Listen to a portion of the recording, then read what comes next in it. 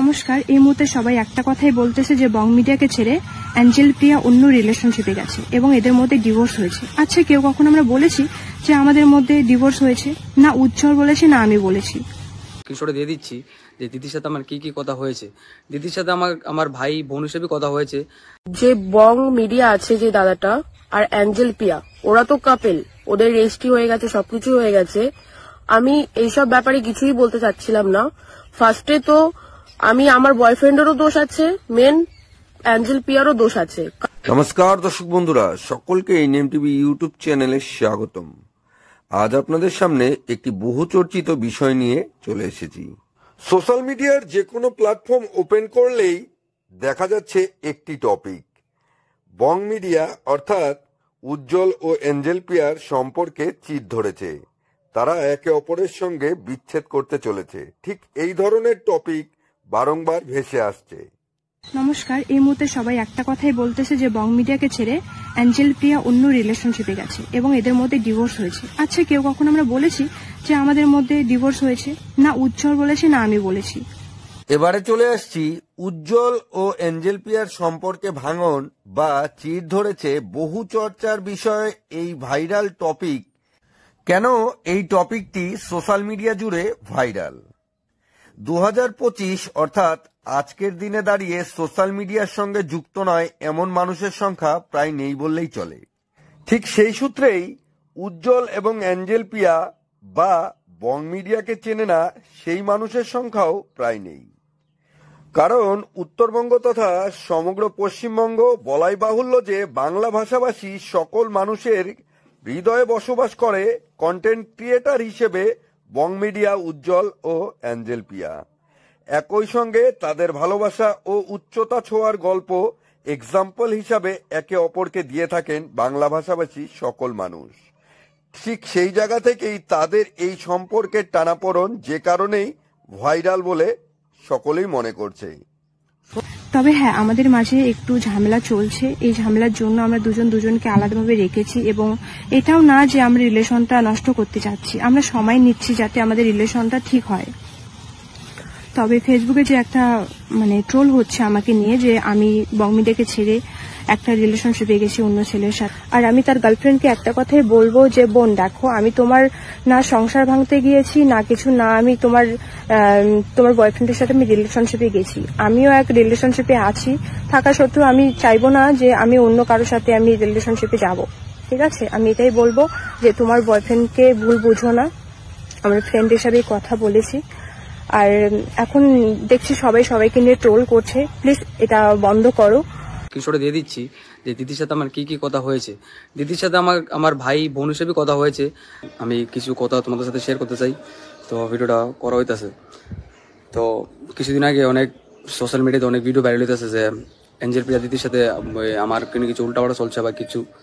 তো ফার্স্ট কথা হয়েছে দিদির সাথে কোনো উল্টাপাল্টা আমার কিছু নেই। এবারে অভিযুক্ত ছেলেটি অর্থাৎ যাকে নিয়ে এত আলোচনা, ঠিক সেই ছেলেটির বক্তব্য স্ক্রিনশট সহকারে আপনাদের সামনে তুলে ধরলাম।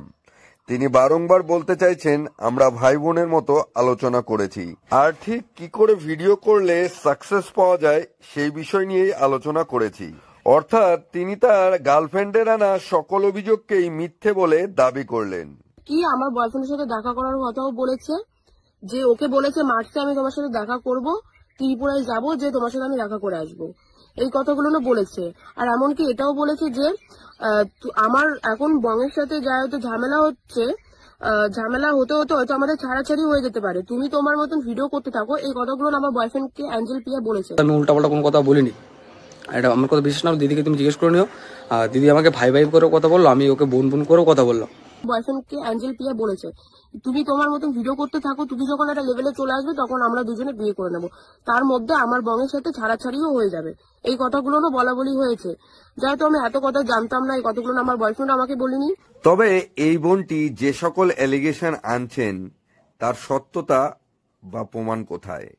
তিনি যে স্ক্রিনশট দিয়েছেন সেখানেও এর কোনো উল্লেখ নেই। একই সঙ্গে তিনি বলছেন আমার বয়ফ্রেন্ডও বলেনি, আমি জানতাম না। তবে কোথায় পেলেন এই ধরনের সূত্র বা সমাধান?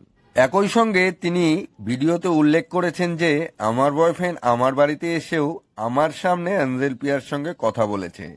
সেক্ষেত্রে বলা যেতেই পারে অন্য কোনো সম্পর্ক থাকলে হয়তো নিজের গার্লফ্রেন্ডের সামনে দাঁড়িয়ে তার বয়ফ্রেন্ড কথা বলবে না।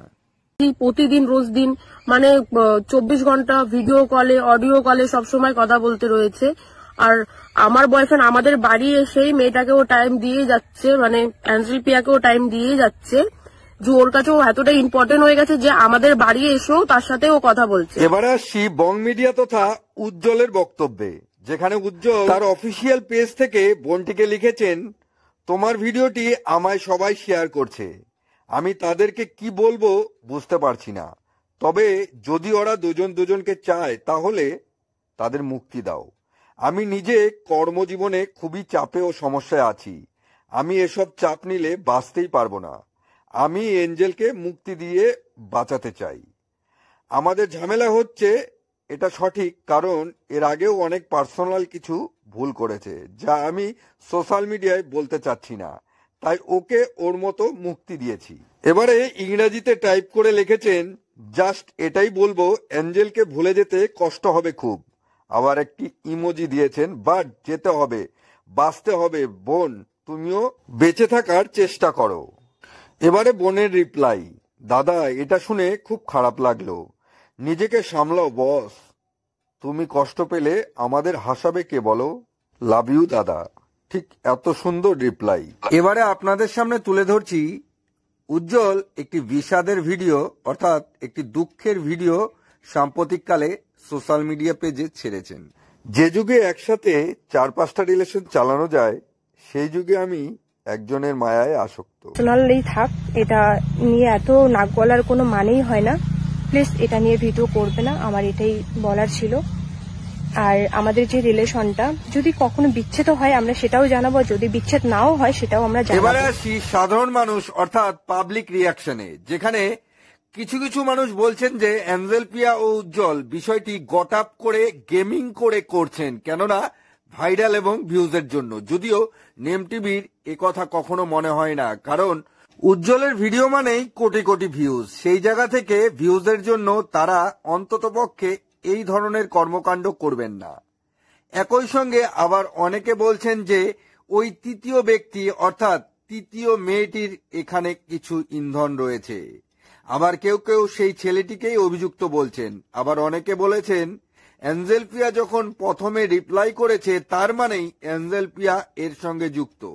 তবে যাই হোক, আমরা নেম টিভির তরফ থেকে একটি এক্সপেকটেশন রাখছি যে ওদের সম্পর্ক অটুট হোক, একই সঙ্গে দুজনে মিলে উচ্চতা ছোঁয়ার গল্প এক্সাম্পল হয়ে সাধারণ মানুষের হৃদয়ে বসবাস করুক। ধন্যবাদ।